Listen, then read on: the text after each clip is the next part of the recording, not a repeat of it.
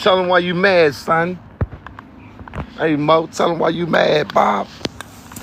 These niggas not recognized. Let me tell you why I'm mad, son. These niggas, you know what I'm saying? They got helicopters and boats in their video. Let me tell y'all why I'm mad, son. Nah, man, I'm about to talk about some shit. I had to clear some things up, get some shit off my chest. Just talk, man. You know, it's good to have dialogue. I'm out here. I dropped my folks off. She doing hair on Stanton Road. And we got this guy, man. He all fucked up. He got a big-ass gash on his neck. And he was coming up to her for some love, you know what I'm talking about? So I went and got him some tuna. I'm going to give him some tuna. You know what I'm saying? Let him get his eat on. And then we going to talk. Uh-oh, my bad. I'm going to kick him and shit. My man hungry. My man is hungry. Hold up, y'all. I can't open the damn can. I can't open the damn can. Hold up. Oh, you didn't touch me with the cat SARS. Oh, shit. I got some sanitizer in the car. Get my man some tuna. Yeah, Nick. I got that tuna for you, bruh.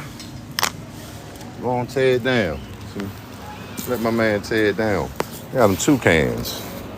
I tried to get the cheap joint, but I got the wrong joint, but got him the good shit. It was about 2 something a can. But yeah, man, I wanna tell him why I'm mad, son. Let me tell y'all why I'm mad, son. Well, I'm out here waiting on her. So I'm playing with Mike Buse and Zion band. Who up in here? Let me see who up in here. And I'm just getting back, right, on the drums. What's up, y'all? Everybody tuning in. I'm just gonna talk my talk because I went on my drunk rant last night. And you know what I'm saying? I don't want people to think I'm just like a negative person. Because if you know me, you know I'm far from negative. But sometimes that alcohol, you know what I'm talking about? It'll bring that passion to the forefront. Especially if it's some bullshit going on. You know, when you're a real one, you gonna have to, you know what I'm saying? You gotta let it be known. So, basically, yeah, I come, we played out Grace's Event Center out Waldorf. Lonnie and somebody's birthday was turning 55. I don't even remember, but nice event. Big old event hall out there. And played with Zion. We played first. We played with Shorty Coleon, had a band doing some of his music, and what's up, Fats? And what's it called? And Vibe, DC Vibe. So I'm gonna just be honest, like, nigga, this shit is rough out here. You know what I'm saying? It's hard out here for a pimp just to try to get the money for the rent. So let me tell him why I'm mad, son. Hey, Mo, let me tell you why I'm mad, Bob. And it's not that I'm mad, though. You know what I'm saying? For real, I ain't mad at nobody. Ain't nobody got time to be mad. I gotta get this goddamn paper. But so I'm ripping and running yesterday, you know, trying to get my money together. I be out here door dashing, right? And that shit ain't what it used to be. When I first started, I was getting it. I hit them about 700, working about 4 hours a day. But that shit different, you know, the inflation in the economy and, you know, money tight for everybody, right? So, and then them scooters came along and them niggas be taking, you know what I'm saying? They be fucking up the game. So, I'm all straight, you know, ripping and running, trying, you know, make a little change before I go out to the show. And, I had to get there. It was a bow tie and tennis shoes joint, right? So I'm like, all right. Most time when I'm playing the type of joint, I might not participate in the dress code fully, you know. But if I can, I will. So I was just like, all right, let me participate and be festive. Mike was saying, you know, just throw a little something on. So I'm trying to find me something to wear. I don't got shit, man. I'm like, man. So last minute, of course, I find me a little bow tie at the thrift store, slick little joint for $2. And I found, you know, I had my little shirt, same shirt, nigga. Yeah, I'm getting back to it. Same joint as last night. I get my shit, boom. I had a couple suit jackets, whatever. That ain't work out. So I get there, I'm like, Mike, what you think, man? Come check this jacket out. He's like, man, just come in, man. Godfather and them ain't got that shit on. Nobody did it. You know, half the crowd ain't wearing it. So rushing down there, right? So my point of this part is hurry up and wait.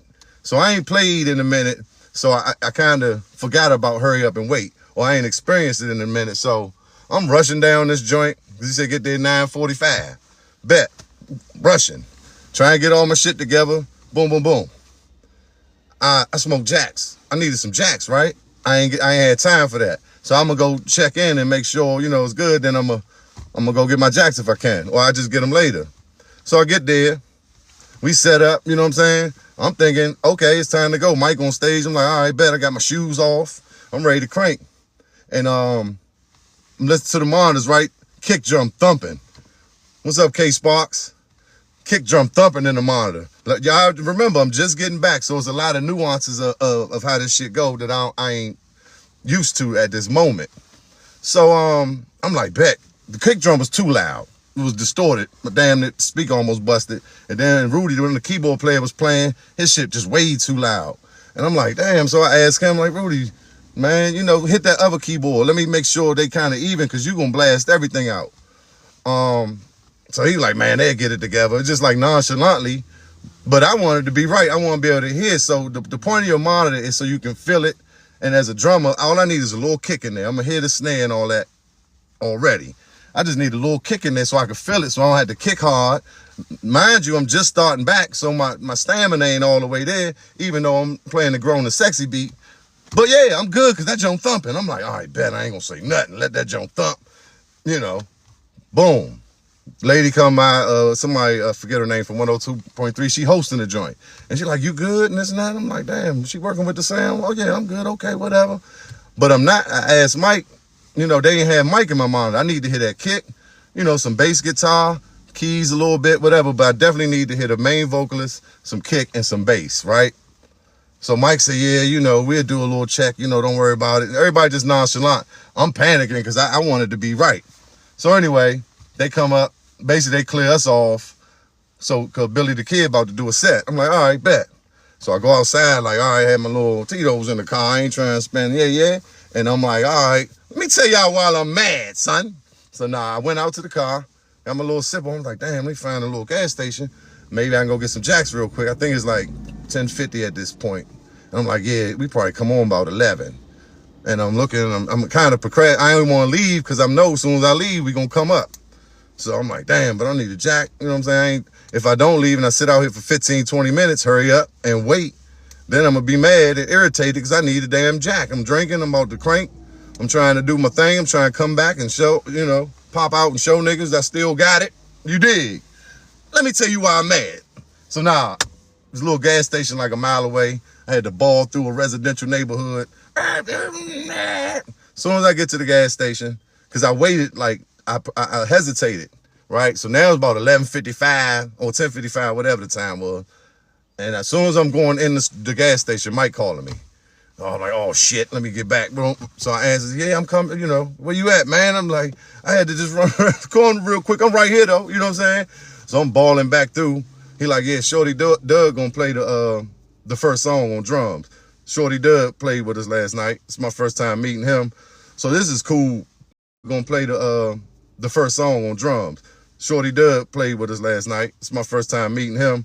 So this is cool as shit to me. I'm playing with Godfather, Mike Muse. I played with Mike Muse before, and Shorty Doug. I'm like, oh man, we about to play the one-on-one. This shit about to be cranking. So yeah, I get back, and so now I'm rushing. And if you're a musician, oh man, we about to play the one-on-one. This shit about to be cranking. So yeah, I get back, and so now I'm rushing. And if you're a musician, oh man, we about to play the one-on-one. This shit about to be cranking. So yeah, I get back, and so now I'm rushing. And if you're a musician, oh man, we about to play the one-on-one. This shit about to be cranking. So yeah, I get back, and so now I'm rushing. And if you're a musician, and you know, now we playing. There ain't really nothing I could do. So my little weak ass double kick, my leg ain't all the way back yet. Then I had my little sip on, rode all the way down the road. A lot of shit going on. Like I said, long days just trying to get to some money. Girl stressing me on the way. She can get mad at me, texting me all type of wild shit. So, you know, just a lot going on, right? Like, oh, man. But, you know, making it do what it do. So, point of that is we played. It was cool. We did have a jive, like a hiccup in the middle of the set or the end on Georgie Porgy. You know, I think Mike was trying to get the people up dancing. Lights was still on. Still early. People ain't really drinking that much yet. It's still light in there. It's a big ass joint. But you know, I feel like he was trying to get to it, so he kind of switched the order and we jumped into the one-on-one, which Godfather made. That was beautiful.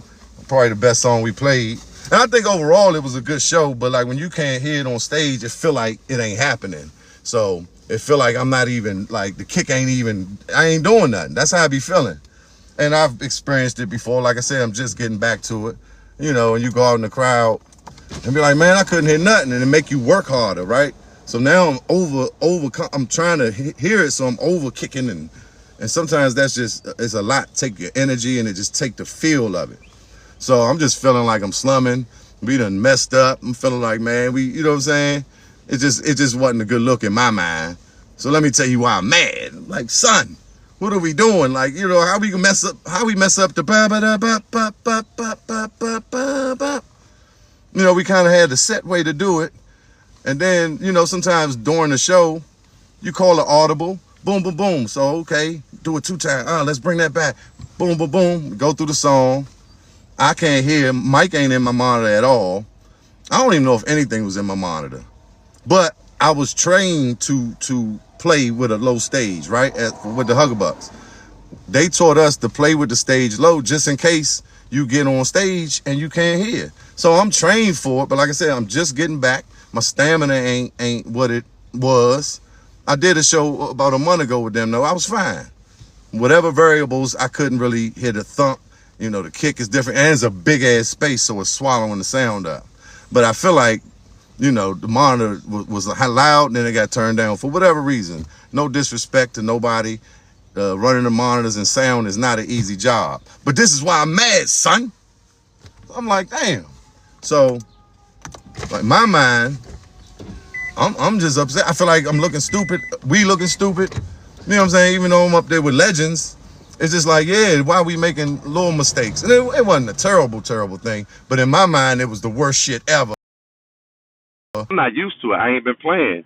I'm not used to it. Of course, mistakes happen a lot, especially in go-go. It's an impromptu style. You know, we just starting to practice and get together. I'm just coming back. So anyway, all that happened. I'm just like pissed. I go out and say, man, fuck go-go. I ain't playing this shit, you know. And so I sat in the fucking car and I calmed down. I said, you know what? Probably wasn't that bad. You know what I'm saying? Everybody's not out to get you. You know what I'm saying? The sound man he didn't sabotage your kick. Maybe for whatever reason it got turned down. Or maybe I'm tripping, right? Right? So bet. Let me go back in here. Cause I was about to leave. But I wanted to see Vibe. I ain't seen Vibe with Pooh. I wanted to see Shorty in them. Bet. Go in that joint. And so Shorty and them playing. Oh no, I gotta take y'all back. So when I came back from getting the jacks, I walk in and they hitting Jill Scott, Is It the Way, right?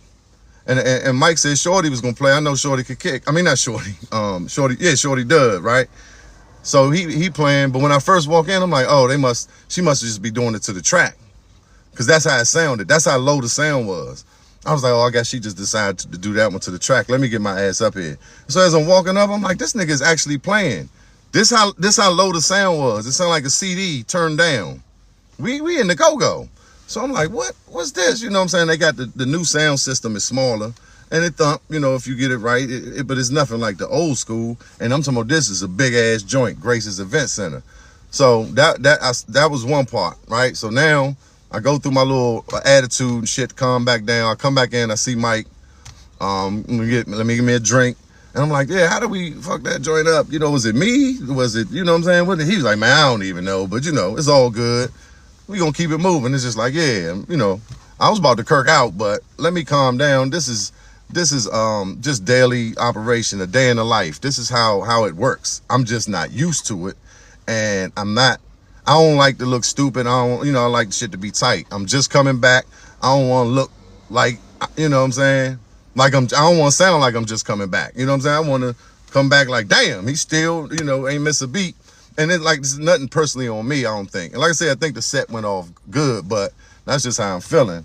But you know, me and Mike talking, I was like, yeah, you know, it's all good. We, you know, we get it together, boom, boom, boom. But I did notice that sound was low on us. You know, we the first band. Sometimes, you know, you tweaking the system out. I understand that. As the show go on, the sound could get better. But it's also a lot of sabotage and politics that go on with this go-go shit. So I'm trying to decipher for what's really going on. What's up, cuz? Oh, is that Cuzzo? Zanball? That ain't cuz. But yeah, Fats. So you hear me? Let me tell you why I'm mad. So let me tell you, these niggas not recognizing something. Let me tell you why I'm mad, Mo. But yeah, I come back. Shorty and them cranking. Shit sounded good. Out of sight Mike on the drums. I forget my man on the congos. I be seeing them on different joints online. And they be like, yeah. So I hollered at him. Drew on keys. I had talked to him before we finally met in person. But they cranking. I'm like, okay. You know, it was a little bit loud. It sounded like they turned the CD up. No thump from the kick. It just ain't feeling like crank's supposed to feel. You know, more people drinking. You got more people on the dance floor. The lights low. You know what I'm saying? We building. The show building. Okay. Shorty and them doing their thing. Nice song. Then I noticed Gussum. So Gussum up there chucking, playing guitar. And I'm just looking like, man, I don't hear nothing. It's just like, and I'm like, damn, man, I know, you know, you got to tune it in. You got to turn it up. You got to tweak it out. It take a little time. I don't know who the sound man was. Like I said, no disrespect to the sound man. I don't know if he's getting paid to mix them specifically. Because usually, it should be each band have their own sound man, period. If you want your sound right, you should have a sound man that goes everywhere you go, that know your set, know where to put the echoes, know where you want to put the congos in the water, know the vocalists and their dynamics, and know, you know, how many inputs and outputs you need. That's gonna make it sweet. But, you know, that's a perfect world. You got up and coming bands, or, you know, you got bands that don't have a designated sound man. So I understand that. But overall, if this sound company has been hired for this event, they should, you know, have the sound at a level when this thing start, you know, is, I guess, as much as they possibly can, you know what I'm saying, doing the best they can. And I'm not saying they wasn't. This is how I'm seeing it off the Tito's. You know, that nigga Tito, he get you in your feelings, you know what I'm saying? I'm passionate about this, you understand? Let me tell you why I'm mad, son. I'm trying to make go-go great again. You heard? So yeah, I come back in and it's just sounding like a CD turned up. Ain't really, you know, you can't really, the congos ain't standing out. You know, I'm mixing shit too in the studio. I ain't really done too much live stuff, but I understand it. So I'm like, damn, you know, I'm telling Shorty, tell him to turn Dave up. Cause I usually go to the sound man, but you know, I'd be like, humbly, my brothers, you know, dead brother, no disrespect, but can the congos, I hear this. But you know, how does that look? Especially if a nigga don't know me, like, nigga, don't you get out of here telling me about to do with my sound. I got this, huh? Young nigga. It's like, but nah, for real, that's why I'm trying to tell y'all why I'm mad. Cause it's just like, the people pay their money, they want to come see a show. And by me being back into this on stage again, right? I get to go through the things that, you know, that happen. I get to see it firsthand and experience it, so, you know, I can address it. Because that's one of the things I want to do, address certain things, lack certain deficiencies in our culture that I think we could work on and make go-go great again. So that's why I'm mad, son. So anyway, I'm looking back at the sound man, like, man, turn the guitar up. Like I said, I know, you know, that shit ain't easy. He getting to it. But they had been playing for about 20 minutes, I think. I had to go cool off. I had to cool off before I came back in. So I was sitting out there for a minute. But like I said, it's cool. People dancing. Most people might not hear the shit I hear, but I hear it. And I know what it's supposed to be. So anyway, they get off.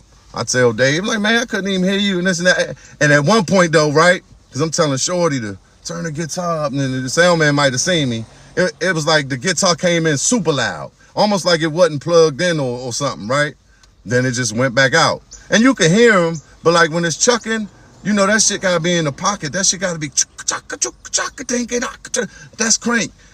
You know, if you don't get that, then you cheating. You cheating the band. And when you cheating the band and they can't deliver the full sound that they practiced and worked on to come give the people, you cheating the people. Because they paying $40, $50 to get in these parties.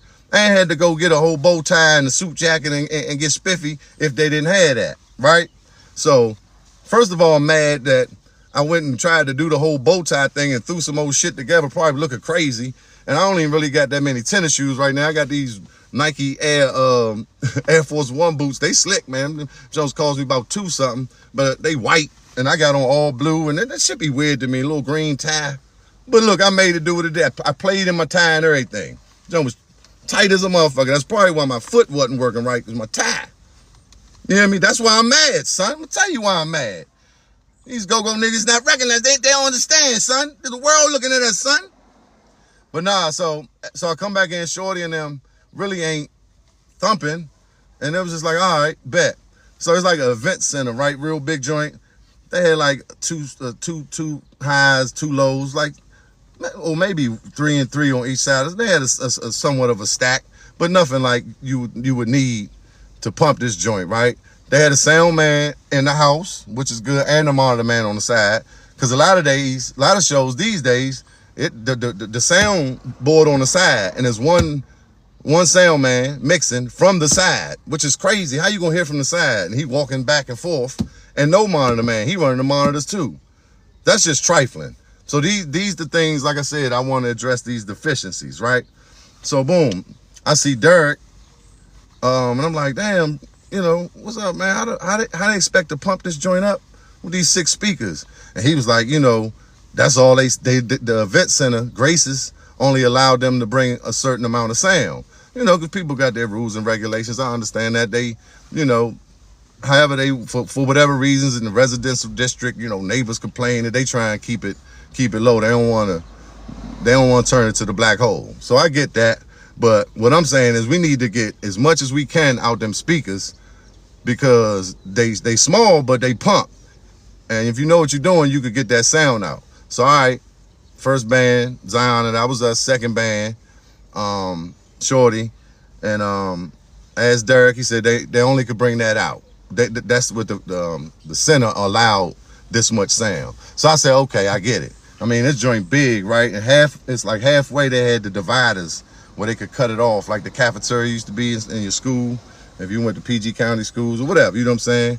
I think Sitwell and Friends was like that, and GW, I played somewhere where, you know, they can put a wall in the middle of it. That's how big it is, and you could have had 2 parties. So when Shorty and them was playing, you could barely hear it. It's like tables, right? So the first 2 or 3 tables, once you go past them, you couldn't really feel it. You could hear it. It sounded like a CD turned down, and the bar was all the way in the back. And this joint getting packed. So I'm like, damn. I guess you just got to go closer to, you know, do your 2-step, so you can feel it. That's just what it is tonight. It's somebody's birthday party. It's a private, you know what I'm saying? It's an event they threw. This ain't no every week go-go spot. All right, we gonna let it ride. All right, I'm enjoying myself. So get my drink on, listen to the band, waiting to hear Vibe with Pooh. I ain't heard them. Boom. Go holler at Pooh. I met Pooh for the first time in person, right? And so they started cranking. Man, let me tell you, Vibe, you can hear them niggas they was cranking all the way in the back. You could feel it. You know what I'm saying? Now, it still wasn't a black hole, but it was different, is what I'm saying. So I don't know if it's sabotage or they had their own sound man. I mean, they are the headliner. Right. Okay, rightfully so. They should sound good. But I don't think that the second band or the first band should sound bad, so we can make the last band sound good. Not that Vibe don't sound good. I'm not saying that they don't crank their sound, but sound is, you need the sound to crank, period. If you don't got the right sound, it ain't gonna crank. It got to come through the speakers right. And I know it's the third band, so he done tweaked and figured it all out.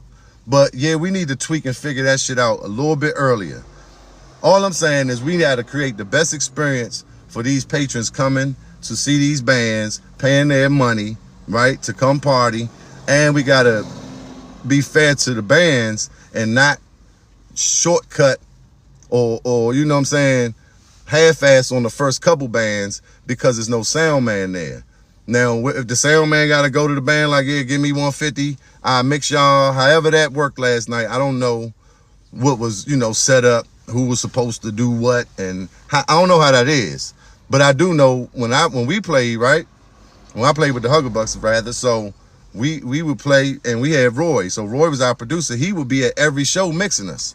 That's why I know you need a designated sound man. So everywhere we went, Roy was with us. And if he couldn't be there, it was somebody, Do Dirty, Lil Joe, it was somebody that kind of knew us, that they trusted to mix us. And Kojak was on our monitors for for a long time. I mean, I know at the Ibex, it was the same thing, right? And we played with Junk every week, right? The sound, you know what I'm saying? We got our sound. Our sound was right. You know what I'm saying? And it just wasn't like, all right, we gonna turn them down and so Junkyard could shine more. That wasn't the case back then, or at least not with us. Because, we come through Charlie and we knew they know the program, they know, they wasn't going for that. That's how I know that it's not supposed to be like that. Now, times done changed, things done changed, there's politics and all type of things going on. And like I said, I'm not trying to be negative. I know, man, go, we so negative, we don't support one another. We got to come on and tell them why you mad, son. I'm going to tell you why I'm mad. Because this shit got to be right so we can make go great again. That's it. That's it, man. We just got to do whatever we need to do to make it right, or as close as possible. Cut the bullshit, cut the favoritism and the gatekeeping, and you know what I'm saying? And man, that we can't do that, man. When in the days, back in the days in the golden era when it was great, look, it was like competition, but it was fair. Like, all right, Pure Elegance, Optimistic Tribe, Huggerbucks, Backyard, yeah. That sound was, they had, I don't know exactly how, but usually, like I said, we had our own sound, man, but everybody was going to get a fair shake on that sound. I know it's certain things that come up with sound, don't get me wrong. Certain things that go out, speakers go out, and you got to adjust and all that. I get that. I'm not saying that doesn't happen. I'm saying that if it's an intentional sabotaging going on, so, the first band get a little, then the second band get more, whatever, however many bands, because we would play, it'd be 6, 7 bands. You get the loops, Big Bow, GoLoops.net. GoLoops.net, I got all the packs. You dig? You could go there and check them out. GoLoops.net, or yeah, that's the one. You go down, because it say it's under construction, because I'm working on a website, but the store's down. If you scroll down, you'll see the store. Appreciate you though. But yeah, man, go check them out. Much love, bro. I need it. I told you I'm out here door dashing, and door dashing take my damn time trying to get bills paid, and you know what I'm saying, buy equipment and just, put money back and reinvest to get this shit going.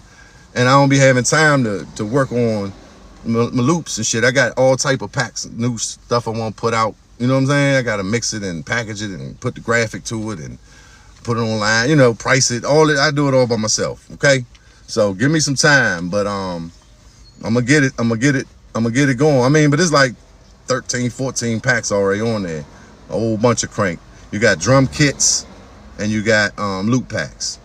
Studio recorded loop packs. I got live PA loop packs. I got the ART Genesis pack with keys and different little melodies and chords. I got a trap beat pack. Same thing, different 808s and drum beats. And I got a rap attack pack.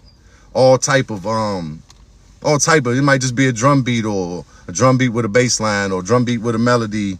Stuff you can use if you're making content, put it in the back of your content.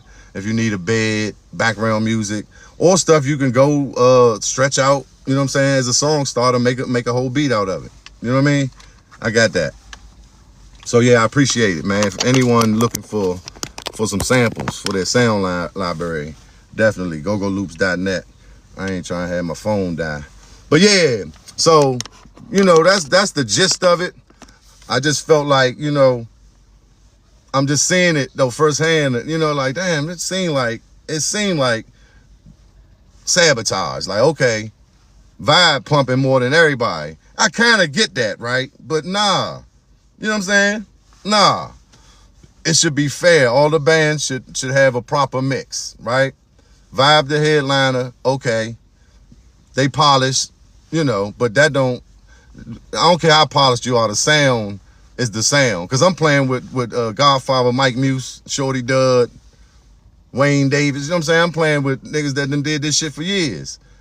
So even more to my point, we the first band, but these legends in this band. You know what I'm saying? So don't do that old shortcut and sabotage shit. Like I said, I don't know if that was the case or the sound man got there late and he had to do some tweaks and it got better as the night went, which is perfectly understandable. I know that happens a lot, but we don't need no sabotage. We need to keep it fair and square. We need to show love. You know what I'm talking about? Yeah, it's under construction, but if you go down the site, GoLoops.net, you'll see the store. They say, yeah, right now currently under construction because I want to do this and do this and do that. But you can buy the loops from here and there's a store right there. Or how can I put in, I got another link, but that link worked. But that's why I was going to give you the other one. Because that some people that throw people off, they be like, young, it's under construction, young. I can't get them jumps. But yeah, if you go down, you will see a link with all the packs and the pictures of the boxes. But the direct link to the store is GoLoops.sellfy, SELLFY.store. GoLoops.sellfy, selfie, whatever, SELLFY.store. That'll take you right to the store. But when you go to GoLoops.net, you know, you scroll up a little bit and then you'll see the store, same store. It's just, you know, that's how it's set up. But yeah, so now that shit made me mad. And like I said, I had a long day and the negative energy was probably just seeping into, you know what I'm saying? I was on one. And I'm passionate about this go-go thing, man, and it being fair. And I want to do whatever I can to help the culture and whatever I can to help the younger bands or the beginning bands to navigate through this you know, thing we call go-go music. Because that's what I was thinking yesterday. Just like, you know, how can I help? You know, how can I use my experience and my knowledge, expertise on all the facets of go-go and the production and the sound and the, you know, the way it's presented as far as the band and the costume. I mean, you know, way you dress, costume, dance steps, you know, proper go-go etiquette. And I spit on the joint, right? Like it came up one time about the drinks, about lead talkers or, you know, front line just holding drinks. I mean, I get it. And that's our culture. That's part of what we do. You getting, you know, you in your mode. But like, is that really, you know, how does that look to the rest of the world? You see what I'm saying? Is Erykah Badu up there holding a Hennessy? Will Michael Jackson be up there like, hey, you know what I'm saying? My man's in them, such and such got a birthday, hold on, getting a drink. You know what I'm saying? If you got to do it, put that joint over by the drums and you know, slide back there when you can, get your little sip on. But in my opinion, it is kind of trifling that, you know, you holding the drink. So this is proper go-go etiquette, right? We was brought up and groomed, no diddy. We were taught, right? We were trained a certain way by these professionals, some of the best in the game, to understand these things, right? Front line, you can't just be standing there. You know what I mean? I know these stages small, but you know, you got to figure out a little something, you know? So the way the band look, the way, you know, certain things like the front line, you want to be a band and show or you want to be a band? You want to stand out or you just want to be and just go through the motions? And you know what I'm saying? You want your pay to go up? You want your band to get popular? There's certain things you got to do. So I'm here to Crank Consultant to help any band who need a little help. You know what I'm saying? A little advice. You know, we can have a consultation and I'll be more than willing and happy to come assist in any way I can. Or like I said, that's why I'm doing these type of videos. I'm you know, we could talk about it and you tune in and get the game for free, however I can help. And like I said, whatever deficiencies or what have you that I see, I'm gonna come through. I'm gonna say something because, you know, if you know me, I'm real chill, laid back, and You know, I try to be peaceful, you know, namaste. But if you know me, you know I can be a MFer at the same time. I'm a Sag. So, yeah, it could be 0 to 100 real quick. So, but like I said, I try to be cool and respectful to everybody and respectful to the culture. And I'm doing my self-work. I'm trying to get better with my attitude and reactions and, you know, making sure I think before I speak. I listen, but I don't judge. You know what I'm saying? But it's just certain shit that I'm going to have to address. And I'm just getting to that point because, you know, the squeaky wheel going to get some oil. You know, the closed mouth don't get fed. So I'm going to have to make a little noise and shake it up a little bit here and there. Pop out and show niggas, right? So let me tell you why I'm mad though, son. All right, so then I went live on my little rant. I'm in the back of the club trying to explain to the people, like, look, Vibe, you know, they sound pumping more than everybody. Shorty and them just played, it wasn't pumping. You know, I'm like, you could hear it's about here. Look at this big joint. You know what I'm saying? It just seemed like Vibe was louder for whatever reason. I don't know. I just think that need to be examined and addressed. If I'm wrong, soundman, any soundman, let me know. If you was the soundman from last night, hey, I know it could be a number of things. If I'm wrong, no disrespect, like I said. But if it's some sabotaging going on, that we can't move forward like that. All right, so now to the DJ Rico thing. So I'm on my phone live in the joint, and I'm going to my car, still live. And so, little history, I'm, you know, Rico, whatever. I had a song with, I used to play with Prop, and we used to do this song we was doing this song we made up called That's Enough, right? So I only know Rico at the time for real, whatever. And he would come up there because he'd be DJing, the club on K Street. I'm 22, I'm playing with the legends, it's cool, right? And we started making that joint. It's called That's Enough because it was like, you know how the band stopped, like, and then say, and come back, you know, with that last little joint. It was like one of them. And they be like, oh, funk, that's enough. Funk, don't stop that stuff. Oh, that's enough. Oh, that's enough. And he, you know, it kind of break down, and then we'd crank it back up. And so he used to let Rico get up there, and it was cool, you know. Rico, okay, DJ Rico, all right, bet. And Funk was the only person that called me Felix ever. Felix, that's enough. Oh, yeah, young man, that's enough. So he would let Rico get up there and do that part. It was cool. You know, Rico got that voice. It'd be hype. Yeah, so jump was cranking. Bet. Fast forward, I started making my rap shit, you know what I'm saying, producing, whatever. Man, I ain't last long with Funk. Like I said, I had an attitude, and I just didn't understand the assignment, right? That's another thing. As a drummer, as a musician, period, understand the assignment that the band leader is giving you, right? You don't have to do nothing more. You can't do nothing less. Give them what they want. I wanted to do more. I wanted to, you know, I'm learning. I'm hanging with Stomp and Buggy and Lil James. I'm learning chops and a lot of stuff that I wasn't really good at with the Huggerbucks, you know, because we had to keep it straight. Keep it straight, you know what I'm saying? And then I wasn't that good, so when I was doing certain chops, I would take the timing off. So Roy just like, keep it straight, you know what I'm saying? Chop, barbecue, boom, which is what I learned later. This is what music is. This is what dance music is. This is what drummers do, right? This ain't jazz. It's one band, one sound. It ain't about the drummer. It ain't about the keyboard and your chops. You know what I'm saying? It's about the Congo player, but only in moments. Everybody's in a moment. If the band leader tell you, give me something, that's when you... So I wanted to do my thing, whatever. So I ain't last long with Funk, love him to death, you know what I'm saying, to this day. But I learned a lot, especially in hindsight, from that experience. So I'm playing with, so like I said, and then looking at, this about 98, beginning of 98 to about June. I'm making 150 back then, right? I'm making 150 a show. And I remember one time we were supposed to play at the Ascot. We set up, right?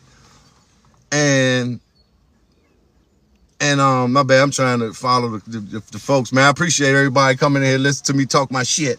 But it's real and it's good. You know what I'm talking about? It's good info. I ain't gonna steer you wrong. But yeah, so I played for about 6 months and I was making 150. And we played at the Ascot one night. We set up and everything. They canceled the show. I remember Funk paid me about $85 just for setting up. You know what I'm saying? But I don't know if I saw it right back then. And you know, everybody know funk was strict. You know what I'm saying? All that. I knew that coming in because he was having issues with Daryl. Foot's his funk brother, so he kind of used to a sound. Essence had a sound. It's clean. This is what it is, though. It ain't just them. This is how it should sound. Keep it clean. You know what I'm saying? Keep it straight. Make people dance. That's what it's about. As a drummer, you making people dance. It ain't about the 3-1, 3-2 and the paradiddles and all that. You incorporate that into the music, into the dynamics when it's necessary. You got to know when and why to do something. You don't just do a drum roll or do extra shit because you want people to look at you or you want attention. That's not what it's about. It's one band, one sound. Everybody has to play for that one sound to sound like one. It can't sound, it's all over the place, then it don't work. It got to be locked in like one sound. So anyway, like I say, he paying me $150 back in 98, more than I was making with my other situation. We ain't gonna get into that one today. At the end of the show on the break, cash. But I still wanted to do my thing and fuck, the song that broke the camel's back was we was playing that thing, girl, you know you better watch out. So go bump bump bum bump bump bum bump bump bum do bump bump. So I'm watching the video and they had the drummer in the video. So one's going bump bump bum boom boom boom bump bump bum boom boom boom bump. And I figured that's simple enough. It's in the song. You know what I'm saying? Why can't I do it? And he kept saying, don't do that. Young man, don't do that part. I don't like that part right there. I'm just like a kid, nigga. I'm like 22, but I'm like a kid. I just kept doing it. It was at practice. I just kept doing it. Bum, bum, bum, boom, boom. And, he ain't gonna keep saying that. He's bending down and shit. He might look at you, but in his head, he probably say, yeah. And, he told me, he said, man, I love the way you play, but you arrogant. This now. I remember we had a conversation about Blue-Eyed Daryl and, and I'm, man, Daryl want to see me and all this shit. And Daryl taught you, nigga. You wouldn't. Daryl the first drummer I ever seen. But I'm hanging with Stomp and Buggy and Stomp, who was just, full of himself. Shit was rubbing off on me. I'm in the Huggerbucks, I think, just ego and, thinking you more than what you are. It's not about that. And remember he told me that. And he's like, Daryl paved the way for y'all. You talk about him like that and this and that. And I'm like, man, whatever, funk. You know what I'm saying? Mind you, when I first went into I had like a little rehearsal with him and Roy before the before we ever performed. We had a little rehearsal. We went through like Lock It and what the signs was. Me, him, and Roy. And so, but I'm in there, nigga, my knees shaking. Cause it's like I'm playing with funk. I done listen to this nigga, you know what I'm saying? I don't want my blue. My knees shaking. Cause it's like I'm playing with funk. I done listen to this nigga, you know what I'm saying? I don't want my blue. I'm playing with funk. I done listen to this nigga, you know what I'm saying? I don't want my Bluetooth to come.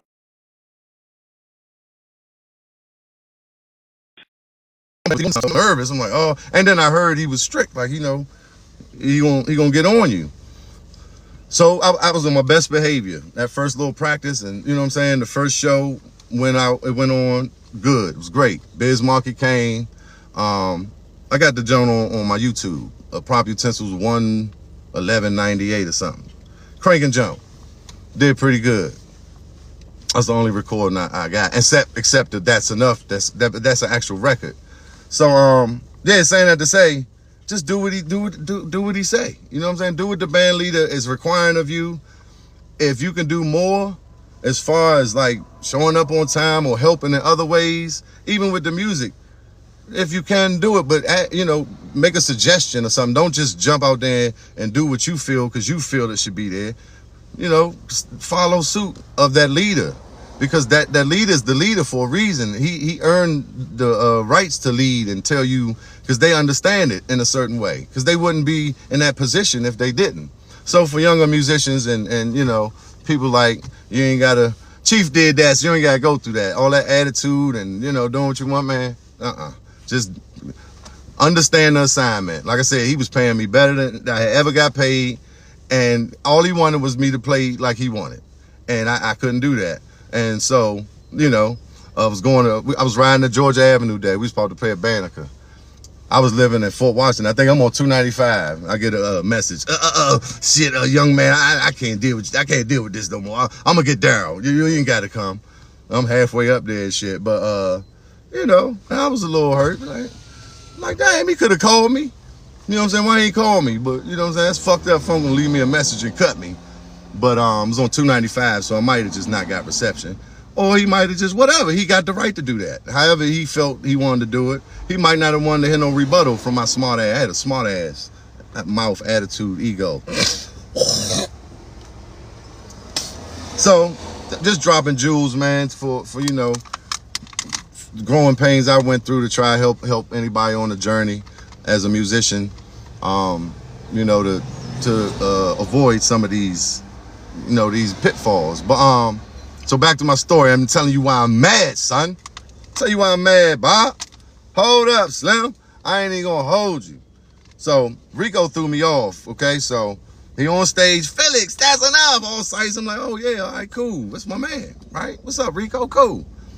He DJing at the Classics. I'm making rap stuff now. I got my little album. Man, look, that joint, I mean, it's all right. It's a couple joints on there. I had Gabby on there, right? But I'm just starting to rap and, you know, write little hooks and shit for my folks. I got Gabby, Vito with me. Gina D, my baby mother, we had her singing little stuff. Cool little joint, but I'm just starting. I'm mixing and mastering everything. How you send Galaxy or Purple Dinosaur legs? Hey, Rick, I need 10 purple dinosaur legs. Come on, everybody, we need the purple dinosaur legs. I be watching these people on TikTok. We need the purple dinosaur leg and a peacock hat. I need 10 peacock hats. We trying to reach 1,000. Tap that screen, get that thumb going, y'all. Tap that screen. Where you at? Is Kim still in here? Kim, we was talking about that. Tap that screen. I'm trying to get a little TikTok money. At the same time, trying to add value, you know what I'm saying? Help anybody on their journey while I'm telling my story. So let me tell you why I'm mad, son. I go up to Rico at the Classics. It was like a window, right? Where the DJ would be, you know what I'm saying? And then you go around like kind of with the entrance in like a door or whatever. So I don't know if I went to the window like, Rico, you know, because I figure you know me at this point. Felix, that's enough. Boom. I know he DJing, you know what I'm saying? I understand. So I'm just trying to get you my joint, you know. At the time, I'm making music. I'm gonna put it out there. That's just natural. I didn't know, you know, until listening back later, like, okay, this could have been better, you know, this could have been, that's the process. Anyway, I don't even think he came out that day. He sent whoever, you know, his nigga carrying his records or whatever. So that was kind of like, damn, Joe, I wanted to holler too. I ain't seen you. Like, what's up, bro? This is my little Joan. I'm doing some shit. Boom, boom, boom. So that was the first strike. I'm just like, all right, whatever though. He busy DJing. I ain't think nothing of it. Fast forward, around the same time, I saw Chink Santana. He used to play drums for Junk. You know, we played the Ibex together. I would see him over, what's that joint? Woodlawn, off Rochelle Avenue, the Section 8 joint, all the baby mamas. You know what I'm saying? So my baby mama lived there. We'd come out in the morning. He'd come out one door. I'd come out the up. Man, what's up, Drake? You know, boom, boom, boom. He get picked up with Murder Inc. So I remember this same CD was called Life is a Jungle. Gabby remember that joint. Some of y'all might remember that joint. But he had brought Keisha Cole to the Avenue. My folks used to own the Avenue. Her father, Abdul. So, you know, I would get into that joint. It was called the Avenue. It was called something else before that. But they used to have Platinum, the Avenue. Then they had Bliss. Anyway, we in there, they bringing Keisha Cole. Her record ain't even out yet. You know, she on the, you know, she on the come up. They bringing her to the club, she performing. Boom, boom, boom. Me and my brother go up there. I see Chink Santana. You know, they got the little VIP. I see Keisha like, oh, that's the little joint. Like, she may have had a video or something because I did recognize her and knew who she was. And she performed, like this little club performance before the shit popped off. It's like, yeah, does she sound like Mary J. Blige? She had that passion. Anyway, I give Chink Santana the same CD. You know, he dap it up, love. All right, bruh. The nigga said, man, you know, if it's some shit, if it's good, you know, if it's some heat on him, I'll holler at you. If it's some trash, you ain't gonna hear from me. Basically, just real nigga shit. It don't cost you nothing to be real, nigga. It don't cost you nothing to be a real one. You know what I'm saying? Just say what it is, and it's cool. Be honest. Sometimes the truth hurts, but I try to be honest as much as possible. I'm a Sag. I can be brutally honest and cut with my tongue. I learned over time. I got to tone it down. Everything don't need to be said, right? If it ain't improving on the silence, sometimes it don't need to be said. If it ain't about progress, then just let it go. If it don't apply, then let it fly. I've gotten better with that. I told you I'm doing my self-work, trying to make Go-Go great again, trying to make Chiefy great again, or greater, right?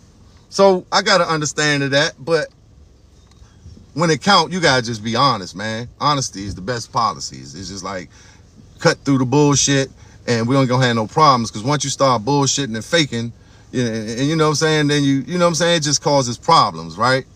And I ain't perfect, but one thing I ain't never been is fake. I try to, you know what I'm saying, respond to people, treat people how I want to be treated, right? Always show love. There's a lot of times I'm out and people come up to me, what's up, Chief? And boom, boom, boom, you know, because I've been around. And I always show people the same love. Whether I recognize you, know you, hey man, what's up, man? How you doing? Hey, brother, you know, appreciate you always, because that's in me. That's how I was raised, right? And that's how I would want, if I come up to a drummer or something that I respect, like when I first went up to Juju, same thing. It's just a love. What's up, youngin'? Yeah, this and that. I'm like, man, you be cranking, boom, boom, boom. Animal. A lot of people who I've come up to right now admired, whether they're younger or older. Willie Howe, people that I don't know personally. I'm gonna come to that show. I'm gonna get on that stage like I'm supposed to be there. What's up, Slim, man? You be kicking the shit out these joints. Boom, man. Hey, look, I've been watching you online, such and such and such. Boom, boom, boom. Love, man. Appreciate, man. Look, keep on doing what you're doing. And this now, and they be like, yeah, thanks, man. You know, most people are very gracious in that regard, musicians, right?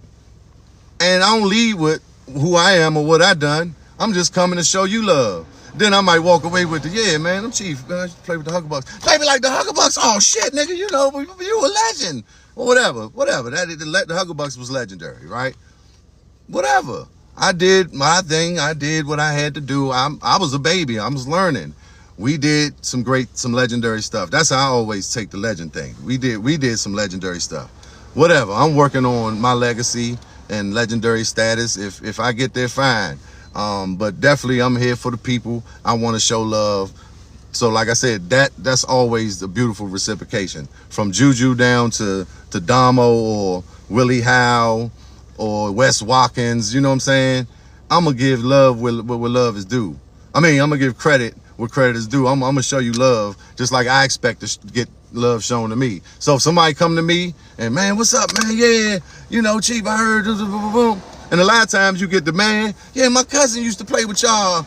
My cousin Lionel, Tyreek, and sometimes it'd be like, I don't even, nobody that name ever played with the Huggerbucks. But I still don't carry people, oh yeah, oh man, maybe that's when I was gone, or you know what I'm saying? I'm always gonna just be like, yeah, cool though, man, I appreciate the love, you know what I'm saying? The Yogi, I need the Yogi. Oh, the Yogi is the person. But yeah, definitely thank you, Yogi, for tuning in. I'm just trying to talk and pay attention. And I ain't, you know, I missed that one, but much love to y'all. But no, for real though, I think that's important. I think that's what make you legendary. Part of it, right? That's what builds your legacy. Chuck was like that from what I know, right? He just gave love. Go-Go is about love, right? It's a spiritual thing. And it is, you know, as time went on, kind of like the NBA and other things, the money get into it, and you got your band hoppers, and I mean, whatever. The musicians gotta get their money. Don't get me wrong, but it was a time where, yeah, like when we was doing our thing, yeah, you couldn't just go play with another band. That's kind of like disrespectful. Like you know what I'm saying? You gonna get jumped. This is a gang. Our band is a gang. It's a family. This is our sound that we built together. Once you take that and go give it to another band, then, you know, you're taking away from our sound. And that's why a lot of bands sound alike. Because if you got the same drummer playing on there's 3 bands on the show, right? The same drummer playing for 2, it's going to sound alike. So yeah, back then we didn't really play that. And that's why our bands had a defined sound. You knew when you heard Essence, you knew Junkyard, you knew Huggerbucks, you knew Proper Utensils. I mean, yeah, Proper Utensils, whatever. You knew Pure Elegance, you knew Optimistic, you knew Backyard, because these musicians all come together to create a sound. And so You know, it wasn't about just I'm chasing a dollar and who gonna pay my number and I'm about to go play for this band. And you know, what are you loyal to? So if I'm playing with 2 bands, right, and both of them play on Friday, I'm gonna go to the one that pay me the most. Like, what's that? How we gonna be consistent? How we gonna move forward like that? So that's another thing that I don't like. I know musicians gotta get their money, but I think that's one of the things that's hurting the culture too, right? All right, so back to telling y'all why I'm mad, son. Tell you why I'm mad. So, like I said, Chink showed me love, gave him same CD, whatever. Stomp, you know, I was seeing all the people I knew because I wasn't playing with, after Prop, I started playing with Soul Patrol. Me, Scooter, and Kenny, well, me and Scooter was with Prop, and he had an R&B band. So I started playing with Soul Patrol in like 99. Started doing Club U every Thursday. If you know, you know, because that thing was like that. Them chicken wings and the string beans and potato salad, they give you that little ass plate. Man, you talking about cranking, and it was free to get in. Culture Full, right? Reeves Center. I forget what's mama name that used to cook the chicken. Same lady used to cook the chicken at the Met, I think. Man, I used to see her and hug her and be like, man, I love you, man. That chicken was so good. Oh my God. You try to stuff the shit out that little plate. Let me get 3 wings and tuck the string beans under the, man. So that was the time, but that's where we started. So I kind of left the go-go scene. I'm doing Soul Patrol. I'm wearing the button-ups and doing Tacoma Stations and Black Men Coalition joints, you know, at the Crystal City Marriott, coming through the kitchen of hotels and shit. We playing at all the hotels. You know, we playing at the mega sci-fi 100-year fraternity gala and shit like that. Black man, sexy shit. And I'm still young at the time and used to playing at the Taj Mahal, so it was a little culture shock. But at the same time, I was learning music, learning how to play different music, you know, like top 40, play at the tempo of the record. You know, it helped me in with my chops and with my song list. Like, to this day, I can play, you know, I got a song list which I'm familiar with, you know, 150 songs, because we were playing so much at a time, 3-4 nights a week, consistently, different type of venues. Like I said, dressing up, grown and sexy, not as much back work and footwork and blisters because it's just a little different, laid back. Horns, no keyboard. We started with no keyboard. We had 5 or 6 people, right? A singer, no percussionist. I'm playing Chuck Brown with no percussion, playing go-go swing, right? We would do 3 sets.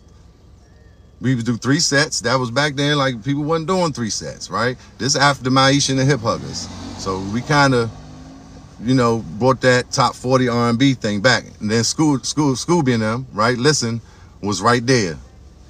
They was right there behind us with their, you know, kind of same thing, but they had the Congo player. They had Scooby and Yanni and Mike. They had these dynamite vocals. Our vocals wasn't the best, but Scooter could pretty much get up there and impersonate anybody, sound really good, like a Michael Jackson, and doing all these artists. So that was the time. Like I said, I learned so much from that. But fast forward, like I said, I wasn't on the go-go scene, so I'm coming around and I'm at home producing. I'm seeing people when we do play at the Crystal City joint and Familiar playing and Stomp playing with Familiar or something. You know what I'm saying? Hey, what's up? I ain't seen this nigga in a minute. So, or I go to the go-go here and there. But that was that. Anyway, fast forward. What else happened with Rico? I don't know. I just would, you know, hear stuff about Rico. Man, yeah, I don't like that nigga. Boom, boom, boom. That nigga this, and that. And I don't like to make a judgment on a person until I talk to him personally. So, but I just, you know, anytime his name come up, I just would hear bad stuff. And it was like, damn, well, this nigga, why nobody like him? You know, what's going on? It was like, yeah, man, that nigga don't take care of his kids, or he this, or he that, dirty ass nigga, boom, boom. And so this went on for years, whatever. It's neither here nor there, but I could go back to, I tried to give him the CD, and I felt like he tried to brush me off, like, you know, like I was just somebody that didn't know him, or I just felt like that. I could be wrong, but as I'm talking to other people, you know, everybody talking big shit about him. So I'm like, whatever, that's just what it is. Fast forward, I'm making music or whatever. I do the song with CeeLo. I'm trying to think of what it was. It was another strike. Telling you why I'm mad. And I think the dude Ghost was helping me, you know, helping me with some of my administrative stuff, right? The go-to guy. And he was dealing with Rico. Well, I had Rico number. I don't even think I had Rico number. And I think we sent him the song, the joint I did with CeeLo, that what's it called? Smoking Section. And you know what I'm saying? I made this song called Miss TT, right? When Joe Jackson stirred the pot and got CeeLo to respond when he was talking about that award show shit and playing Taking Go-Go and all that, CeeLo responded and came up here because he's just a real one, right? It don't cost you nothing to be a real one. And he came up here and he made another video responding like, look, no disrespect. I will never disrespect Go-Go. I understand y'all culture and how, you know, how y'all hold it tight, and as you should. That's what he said. Like, yeah, y'all should not just let anybody infiltrate the culture. But, you know, it was no disrespect, no intention of malice or malicious intent by me doing that. I felt like it was Black History Month, and he said, you know, he wanted to show love, and so he played the butt. Showing love to go-go and funk and this black music in our culture. That was his way of showing love. And it's crazy that we get in the uproar that somebody play one of our songs, you know what I'm saying? But we play everybody's song all the time. This is crazy. There's a sickness in some of us in go-go. But I am thankful that Joe Jackson did that, because now CeeLo is coming up here, you know, doing that song, end up working on the joint with Essence, baby don't you know, the joint he did with Essence, which was a song he had for a long time, right? And he had been up here and played with bands before. Like, he know White Boy, he can come rocked out with Familiar and Back and Junk, I'm sure, right? He had been coming up here, so he wasn't no stranger to it, but he still was real enough to come in and set the record straight. And so he coming up here working with Essence, right? Baby Don't You Go-Go, right? That's a song he had, him and Rico, Organized Noise. He was like, you know, they had it for years, and different producers was getting down with it. Over time, it was, you know, it was you know, they was building it, changing it around. And so that was the other song he did that night on the Soul Train Awards. And he kind of got into it with Rico. I think it was Rico Love. What's the dude that was at RPM, his man. They come up, Organized Noise. Anyway, he said he got into it with him too, because he ain't want him to perform it that night. And he like, well, shit, the song just sitting. You know what I'm saying, man? I'm about to do this jump. So he did it. Boom. Now he in touch with Essence. He come up here to record it off of Joe Jackson. You know what I'm saying? Being a squeaky wheel. Thank you. Grateful for that. I'm going to Atlanta to play with XO, Ricky Angles and them, right? So I'm going back and forth. And he coming up here. And I did this video for my song Miss TT, right? And it came out. I don't know why I'm going to this story, but it's good shit, right? So I had this girl in like a liquor store looking at liquor, and she had some real skimpy stuff on. She badding them up. So that joint was Jag, you know, getting some looks. And whole time he coming up here, I'm going down there. So some kind of way, and you know, go to the hashtags or whatever, some kind of, and whole time he coming up here, I'm going down there. So some kind of way, and you know, go to the hashtags or whatever, some kind of, and whole time he coming up here, I'm going down there. So some kind of way, and you know, go to the hashtags or whatever, some kind of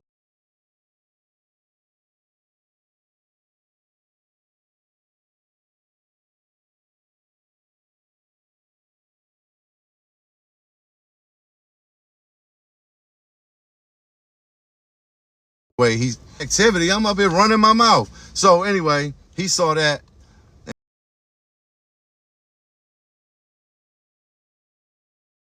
And he hit me, right? He in my spam folder. One day, I mean, not the folder, you know what I'm saying, the inbox where it be, if you're lonely, call this number or come to my webcam and all that type of shit. Hey, you need a girlfriend? And, you know, all the scammers and the freakazoids, right? So one day I just happened to look in that jump. They had the blue jump. It was like, yeah, CeeLo Green. I'm like, yeah, okay. And he was like, yeah, hey, what's up, man? It's CeeLo Green. You know, I'm trying to fuck with that TT joint, man. Holler back. So I'm like, bet. I sent him my number, like, yeah, it's whatever. Because the TT joint I made, it's like a freestyle, right? It's a go-go loop. I'm promoting the go-go loops. You know what I'm saying? I added some instruments. I think I played bass. You know what I'm saying? I did the album as a freestyle in the meanwhile during COVID. I'm just in the basement. Let me just put some music out. Promoting the go-go loops. and just doing go-go. I said I want to do something where it ain't really structured like a song, verse, chorus, verse, chorus. Just kind of like a lead talker. I just want to freestyle on it. You know what I'm saying? Just do something quick and have some fun. And there was this bartender named TT at the MGM I was seeing. And so, whatever, that popped in my head. Anyway, he said, I want to fuck with the TT. He called me, hey, Chief, what's up, CeeLo Green? And shit. I'm like, oh, what's up, man? You know, so we just kicked it, you know, hit it off from the jump. And he was like, yeah, you know what I'm saying? I want to fuck with that. You know, please, you know, send me the stems to it. And, you know, trust me on that I ain't going to do nothing crazy, but can you send me the stems? You know, I want to rock out to it. I want to try something out. Oh, absolutely. I sent him the stems. He did what he did. He kind of changed the music, right? Because it was my track. He just left the percussion and the horn sample and changed the music. Boom. He took a little bit of the way I was rapping on it. Like he took some pieces of some concepts kind of from my writing, right? And he was like, man, don't worry about what I did with the music. And I ain't say nothing about it. You know, we gonna split this 50-50. So all that was cool. Bam. Why am I saying that? Because, okay, CeeLo come up. Boom. We make this joint. He do the production on it. Him and his son make beats. You know what I'm saying? They try and do a go-go album at the time. So I'm like, man, look, I'm your man. I'm your inside man. Holler at me. Anything you need to know.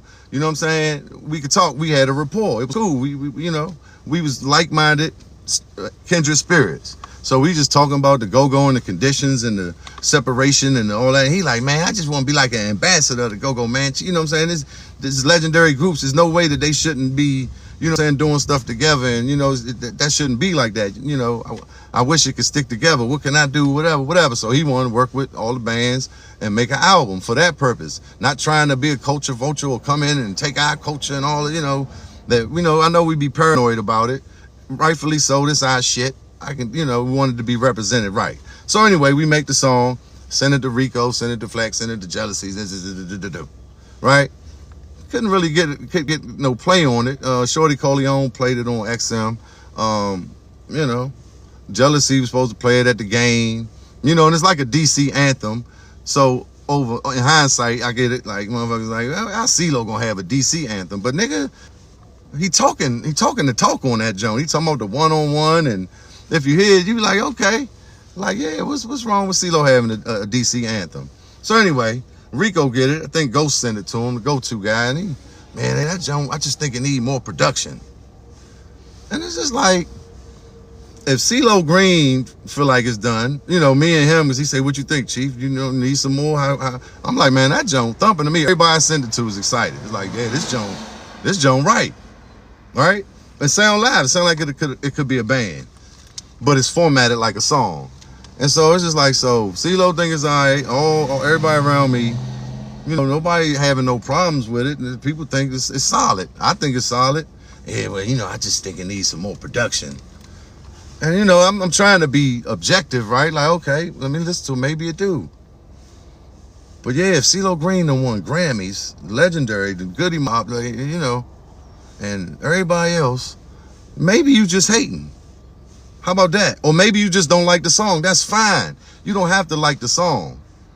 But just say that. Just say or whatever. I just hate when people just, like, they lie to you or they just don't respond. Nigga, tell me, nigga, some shit. I hate you. Don't ever text me again. Then I know how to move. Like, don't do the fake shit. It don't cost you nothing to be a real one, Slim. That's it. That's why I'm mad, son. So anyway, like I said, I'm not really mad about that. So this was another strike. Just like, I think this nigga just hating. And so I will say Malachi, I think, said the same thing. You know, I would, you know, could it be more production, whatever. So I take his opinion a little, you know, even though Rico is a DJ, you know what I'm saying? Pretty good DJ in my mind. You know what I'm saying? I think he's pretty good, for real. I know I was talking shit last night. Pretty good, you know, for all intents and purposes. Gets it done, right? Been doing it for years. But Malachi has actually produced songs, you know, quality songs, works in the music business in a high, you know, on a high level. So I kind of, when he said it, it was just like, it really made me say, damn, well, maybe it do. Maybe Rico was right. But them the only two people that ever said that. So like I said, I just felt like that was hating. I'm going to get to the end and tell you why I'm mad. So then I do a drummer's breakfast or whatever. So I finally, you know, get to run into the Rico again. in a setting where I could holler, like, yeah, remember we, that's enough, Felix, this and that. And he just like, yeah, I remember, like, yeah, cool, whatever, sent you the song, I be trying to get at you so I can send you more music or whatever. You don't really never hit back, right? Then there was a situation before that too, that somebody I know had helped him get a show, booked him on the show, and just asked for a little finder's fee or whatever. My man was doing him a favor, whatever. He had the connection, and he was just trying to plug it together. But like, you look out a little bit, it'd be sweet. Man ain't get that man nothing. Strike 3, where we at? I'm telling you why I'm mad, son. You hear me, Bob? He threw me off. So that was another strike. And boom. Like, see him at the drummers breakfast. We rapped for a minute. I think at that point it was more so about like I said, just touching base face to face with him and like, yeah, man, I'll be sending you music, or what's your number so I can send you music. Try and create a relationship. DJ Rico, you know what I'm talking about? Because that Tony Terry joint he did was cranking. So not to say he not a producer, damn, I'm rapping like shit. Because that Tony Terry joint, that joint solid. I love that joint. But I don't know how many other things he produced. So no disrespect on that level, on them terms. But yeah, so we rapping. Get his number. Yeah, just holler at me. Bet. I hate when people do that. So when you run into somebody, boom, get their number, I'm gonna lock you in, boom. All right, yeah, got you, like it. When locked in, you might respond the next day. Oh, okay, yeah, I see you, got you. I'm gonna lock you in. This nigga never say nothing back. I send him about 3 or 4 texts. I don't remember what they say. Just like, yeah, this chief, boom, boom, boom. Then maybe I put something out, or like, I'm gonna send you something to your email, something like that. Just know he don't like nothing or no say nothing. And I understand being busy, but it's just like all these strikes and all this shit I hear about you, like it must be true. It's just seem like you a hater, or like you think you like that or something. Like, I don't know, whatever. So now I meet DJ CeeLo. Well, I met DJ CeeLo in Atlanta, right? We was playing with the band, off script at the time. He was the DJ. So I know mutual friends that grew up with him and all that. So I holler, hey, CeeLo, my cousin, boom, boom, boom. You know what I'm saying? Huckabucks, drummer, yeah, boom, boom, boom. Yeah, off the break. Real nigga, right? Real one. It don't cost you nothing to be a real one. Respect. He called me big homie. Bet I had did the GoLoops. I started that. And, we kick it a little bit. We had DJ. I think we had smoke on a break or whatever. I go holler at him. Do the GoLoops. I'm like, man, I need you to do like a testimonial for me. I'm going to send you these loops. Can you try like make a beat, or, you know what I'm saying? Just put that word out there. That'll be a hell of a stamp if I can get DJ CeeLo, the super funk regulator, to say something about these loops. That'd be a hell of a way to launch. You know what I'm saying? Send it to Big John.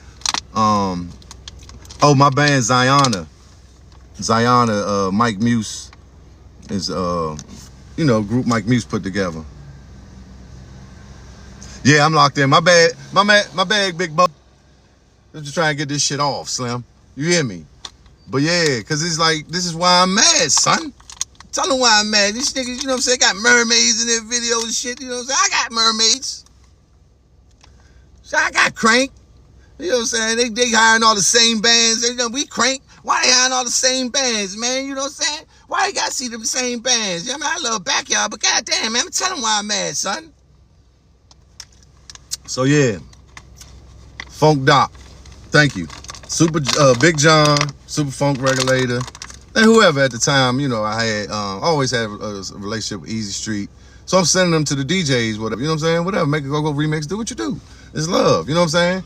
But CeeLo, I need you to, do a video. I think I told John that too, or whatever. And like I said, a lot of people, don't respond. I do know John personally from way back in the day. He used to live on my street.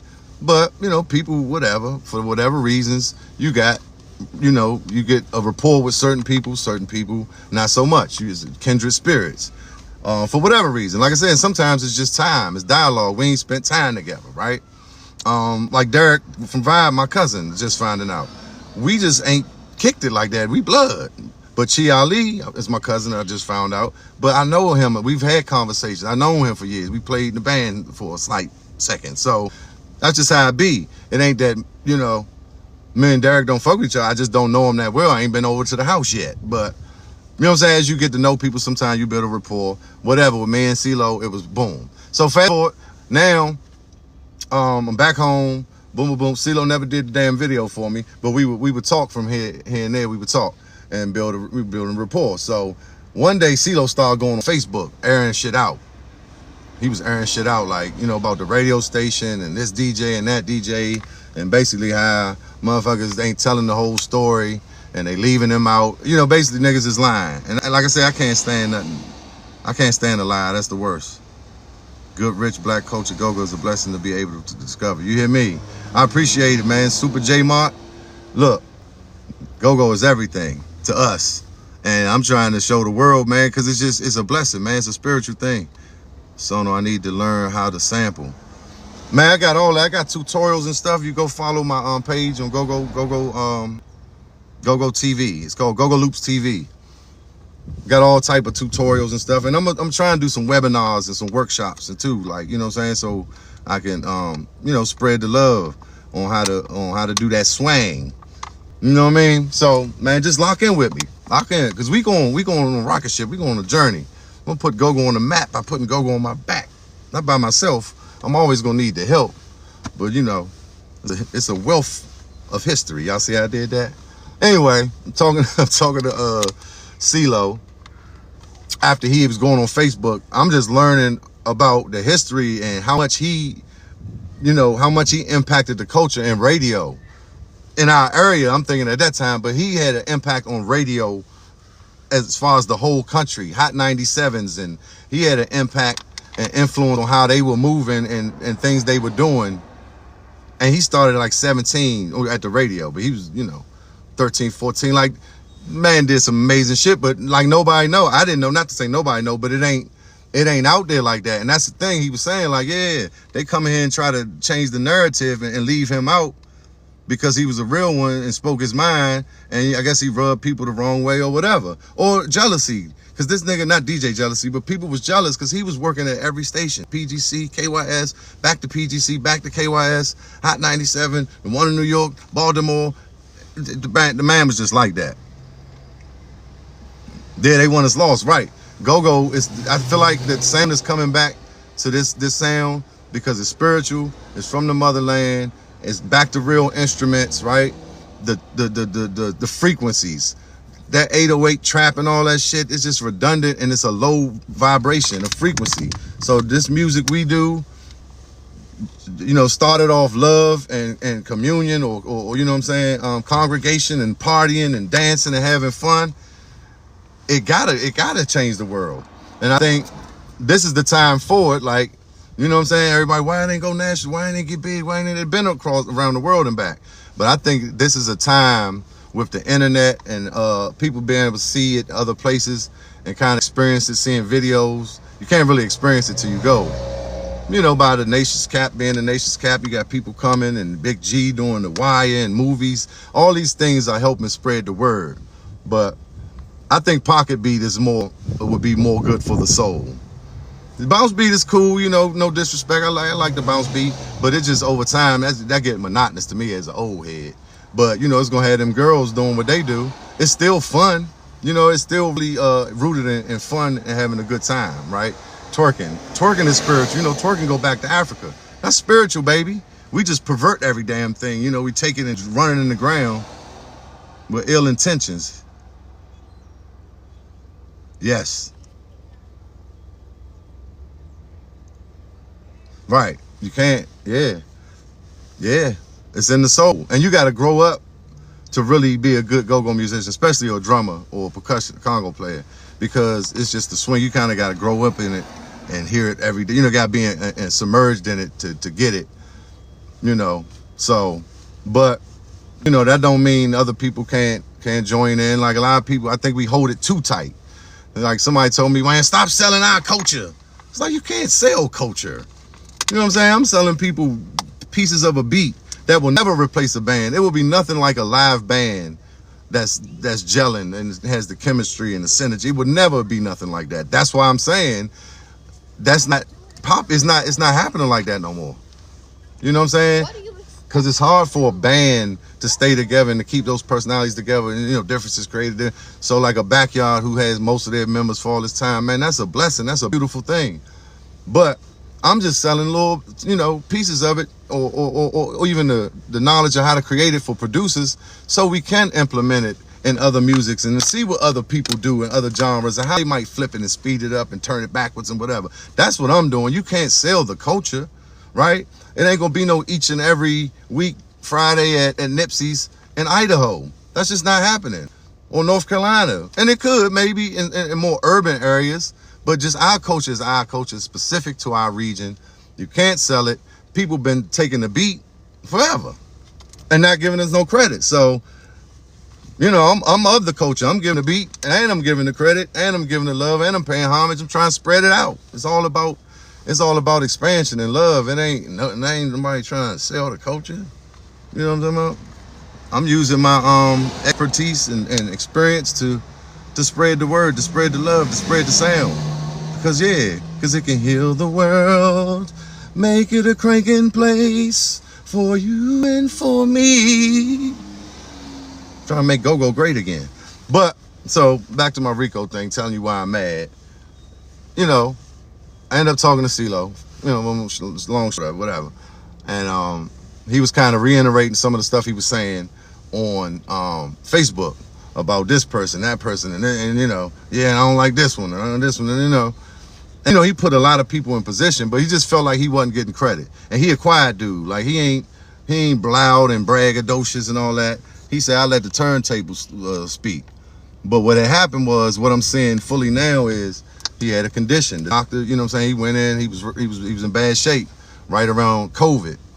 They got him together, but he had something going on, I think, with his heart. And they got him right. So after COVID, he still, he had to chill back, try to work on his health and get it together. He moved all the way to Tennessee. He was in Atlanta, then he moved to Tennessee. And a lot of people don't know his son got killed in 2008 or 9, right? Son got killed up here. So it's different reasons why he moved out to be in the mountains. Mostly like, he had a condition. He don't need the stress. He wasn't trying to do all that. So he down there, you know what I'm talking about? And we just talking. And he telling me about different shit and the energy, that. And I'm like, man, you need to write a book. You know what I'm saying? You need to, this need a documentary. Like, I ain't know all this stuff. So how many people in our culture don't even know the impact that you had because you humble and silent? Like, people always tell me, you too quiet. You need to talk about yourself more and this and that. You too humble. And it's just like, what is that? Anyway, so that's why I'm here now, talking my talk. But that's how I was going down, and I was like, man, I want to do an interview, because I was starting to do my Chief and Go and interviews, and I was like, I gotta get him on to tell his story, because a lot of things, he made a lot of things, and more importantly than anything, he was playing the local artists, and he was doing a lot as far as locally and supporting the artists. And he just stood on business. Like, he was telling me, situations where they was trying to do the payola and offering him all his money, and how he turned it down, 20,000, and turning down this, and how Def Jam came to his door when they was trying to get LL, Round the Way Girl, or one of them joints. They was trying to get a joint played. They came down here. This is before the internet. They had to drive with the record to try to get him to play it, offer him 20,000, this and that. And he was like, yeah, if I didn't like it, I'm not gonna play it. Like, I don't care how much you offer me. So he really stood for something, and that's a lot to be said. He was a real one. It don't cost you nothing to be a real one. So I respected that humility and that honor and principle and integrity that he had. Like, I'm like, shit, I'd have took that to Def Jam. You know what I'm saying? They didn't put him in the room with the strippers and all that, and tried to get him, sent the girl in there. Oh, he told me all these things. But and he told me who put him on, DJ Iron and Al BD, and how they show him love when he was young. And we was talking about how the older people got to teach the younger people and put them in position. He was like, Iron was 26 or 27, like, yeah, I'm gonna get out the way and let you go. He's 17. You know what I'm saying? 26, 27. So like, when they talk about the gatekeepers and, you know what I'm saying? The people that's older, we can still do our thing. They can do. I ain't old. Just die. This die right here. I ain't old. I'm 32. I'm 29. But the older folks who've done it, they gotta make room for the younger people and bring them along and teach them. You know what I'm saying? That's how culture, it moves forward. That's how history. That's how the sound will move forward, right? I think it's called Sankofa, but that's what we need. And it's a lot of us, a lot of them, not us, a lot of older folks that just seem like they don't care, or they not reaching back and pulling them forward and teaching, you know what I mean? And that's why, whether it be in the streets or whatever, a lot of these youngins are not living up to our expectations of what we expect of them or whatever. Or, you know, well, I did this when I was young, I wasn't like this. Well, times have changed. And like I said, we had people getting us along. And for me, I respected my older folks, my older cousins. I looked up to them. I observed. I wanted to be, you know, okay, I'm gonna take this. I see that. I like how that I like that part of his character. And I would, you know what I'm saying? I know the young people, a lot of them, you feel like they don't got no disrespect. I mean, you old and you unk and they know everything and all that, but it's a reason for that. And it's because, you know, a lot of that, I mean, the internet is a lot of reasons, but I think a lot of it's because we ain't, you know what I'm saying, we wasn't throwing them all the way. So, man, you know, me and DJ CeeLo will be talking about that. And yeah, it was just certain people like Rico and just certain people he would bring up, Quicksilver, and you know, and he like, man, they not telling the truth. They not telling the true story. I mean, he wasn't in love with Steph Lover and some of the, like the out of towners in general. Like, man, they come, you know, they try to come here and not really steal our culture, but he had a problem with that too. Like, he be talking about the out of towners, which, look, I'm thankful for Steph Love and Live Squad and 1580 and all that, because they had a lot to do with us, you know, getting our start, as did CeeLo, more specifically DJ Cool, you know what I'm saying, at 1580, one of the first people to believe in our music, right? So, but yeah, just like I said last night, I was ranting. I'm off the Tito's, so I wanted to come back and do this in a more mature way, in a more civilized way. But yeah, like, of course, DJ Cool is the king, you know what I'm saying? One of the first, with Maniac McCloud was who he looked up to, made him want to do it. So it's always a predecessor, that before or after. You know, there's always someone there that kind of inspires you. So DJ Cool being kind of at the top of that totem pole, and CeeLo, much respect to Cool. So we would just talk about different people and our experience with them. And all the same, we didn't like the same people. Just like, yeah, I don't know. You know, he rubbed me the wrong way. He threw me off. I ain't feeling his energy, or whatever the case may be, whatever the situation may have been. Sometimes, you know, stuff just happened, and it's no harm, no foul. It just didn't click. But sometimes people get strikes. So yeah, man, he would say that and like talk about, like, I think one time he put DJ Cool on the 12 o'clock mix. That's what he was doing for a long time, lunchtime joint. And he was just talking about how Rico and Flex hated on that shit so bad. He was like, man, they used to hate on him. They would call him a bam and all this. And DJ Rico, both of them kind of get their whole style from Cool. You know what I'm saying? That raspy yelling, that voice. But you know, you can't take a man's style and do it like him. Sometimes Rico just sound like he yelling too much. And I understand that's the energy, you know, you get in the party, you know. Like I said, I've rocked out to his lunch mixes or his 5 o'clock mixes, all that. Mind you, a lot of that shit started with DJ CeeLo, right? A lot of that shit. And what I did like about CeeLo too, they would tell him not to do something at the radio station, like, don't play this, do. And he would break the rules and change the game, right? When you break the rules, something to happen, the numbers, the ratings go up, and change the game, and they be like, all right, now keep doing that. So he had the courage, right, and the instinct enough, and the no fucks enough to go and do what he thought needed to be done at the time, and in that process, change the game. That's a legend. A legend is somebody who's very popular in a certain field, very well known in a certain field. That's what a legend is. That's the definition of it. So, however you want to look at it. But yeah, he changed the game. Influence had a lot to do with a lot. Just like I said about DJ Cool. So yeah, he would just be saying little shit, you know what I'm saying, about Rico. And so we was gonna do an interview. Around New Year's, he was gonna come home.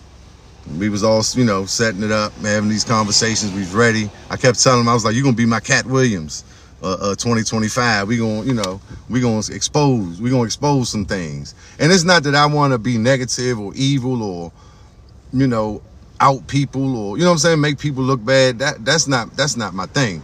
You know what I'm saying? That kind of make me feel bad. That's why I usually come out when I'm drunk. Cause I don't like that. But like I said, sometimes the truth gotta be told. And like, yeah, people not gonna just run with the narrative and be faking. It don't cost you nothing to be a real one. Like, you know, Flex and Rico they did this joint on WHUT about Cool. I watched it before I interviewed Cool. I'm doing my homework. And, you know, I had Cool in his old neighborhood talking. And then they in the studio talking to Flex and Rico. Man, yeah, Cool, man. They just giving them all this love. And, you know what I'm saying? I'm like, yeah, oh, that's all right, man. Everybody respect Cool and this and that. So I'm talking to CeeLo one day. He was like, yeah, I was watching a joint on WUHT with Cool, man, and Rico and them, and they was showing them love. He said, man, them niggas was faking like shit. He said, they ain't fuck with that nigga. They was calling him a Bama. They faking like shit. And it's just like, yeah. I mean, I understand entertainment and, you know, I understand how the game works and marketing and psychology but I just never been fake. It don't cost you nothing to be a real one. Like I said, don't ever fake with me. Tell me you don't like me. Just like racism, right? Don't hide it. If you racist, just be racist. Like, man, I don't fuck with niggas. I can respect that. Then you hiding it and you treat me a certain way or you plotting behind my back. That's what I'm saying. Honesty is the best policy. Just keep it 100, son. Keep it a buck, Slim. Fuck you mean. So yeah, like when I heard that, I was just like, man, that's crazy. Niggas just be out here faking on TV, out in the streets, you know. So back to why I'm mad. All right, so all that happened. I'm like, all right, I'm feeling bad. Like he about to come up here. We gonna be talking about people that's fucked up. I ain't trying, you know, perpetuate the negativity. Maybe, you know, we gonna find a way not to say their names. Or maybe we just talk about some other shit. That's how I'm thinking, because I'm like, I'm not that type of person. You know, for real. I want to show love. I want to treat people like I want to be treated. I wouldn't want nobody to be doing that. Unless I was wrong. If I was doing some Bama fake ass shit, call me out. Definitely, please. Don't let me just be a fake ass Bama ass. Nah. If you love me, tell me, man, hey, Chief, that was some punk ass shit you did right there. You need to apologize. You need to, you know what I'm saying? So, my bad, I'm about to finish Super J Mart. Hey, look, I've been to Texas 3rd Ward. I was down, my man was coaching. My man, Debo, Coach Wilson. He at Morgan now. That was his first coaching job at TSU. And I came down there for All-Star Weekend. Boy, that's a whole nother 2-hour live. The stories from that weekend. But yeah, I love Texas. That was my only time being there. Like I said, All-Star. And you know, the drinks was cheap and everything. It was a whole situation. But yeah, so yeah, I was just feeling the way about doing it. And CeeLo, he didn't call me that weekend. You know, around the time of New Year's Eve, and I'm like a little worried about him. But when he went in the hospital and stuff was like during COVID, so I'm just thinking he kind of better. He don't really bring it up, you know what I'm saying? But I'm saying that's why I think he started to say his truth, to tell his story, because he might have felt his time was short, right? Which is unfortunate. And like that joint messed me up. Like I knew him, you know, like I grew up with, like we was best friends, because whatever respect and rapport I had built for him, it was strong. And you know, I wanted to do that interview for the people could get the information. It wasn't about me or whatever. It would have been good for me. Like I said, it was gonna be my Cat Williams. Like, let's break the internet. But more importantly was the information that he had, and to give him his flowers, to let people know what he how he impacted radio, DMV, hip hop, and you know, DJs. You know what I'm saying? Just how he what he did. And he, like I said, he put a lot of people in position. And he felt like he wasn't getting the gratitude, the thanks. And you know, motherfuckers just kind of, you know what I'm saying, you show love, you give a motherfucker something, and you just run with it, and don't, you know what I'm saying, don't give you no reciprocation. So that's what we was at. He didn't call, I didn't call him. I was kind of worried, like I was like, hope he all right. But it wasn't no thing. I said we'd get it later, you know, whenever he come up. I was just gonna try to get him when he came up for family. So boom, he dies out of nowhere. Joan messed me up. I went live. Like I said, Rico never answered my text. Don't like a text. Don't nothing. Don't. All right, whatever. I'm live for about an hour and a half on Instagram. About 2 or 3 in the morning. Who pops in my live? DJ Rico. Oh. That's strange. He don't answer no text or nothing. I'm like, damn, he in my live. Okay. I'm talking about DJ CeeLo. Oh, okay, yeah, he knew DJ CeeLo. He loved, he had love for DJ CeeLo. They come up together, whatever. Like I said, I think CeeLo put a lot of them in position as far as what as far as what he told me. So I'm like, man, this nigga in my live, and I'm included. Hey, what's up, Rico? Yeah, man, you ain't at work, man. You ain't, man, I just got home, and this and that. Like, oh, okay, yeah, man. So it's all love. Like I said, I'm not here to just throw dirt on a nigga name. So I'm a, meet you with love. Yeah, no, man. It's like, yeah, man, CeeLo, man, that was a shock, man. I know you messed up. Y'all, him longer than me. And he's like, yeah, shit crazy, I'm boom, boom. So I just got to take his word for it. Yeah, I'm pretty sure, though. Like, no matter what you go through, when you spend time, a person, that's your brother, there's love there, like I said.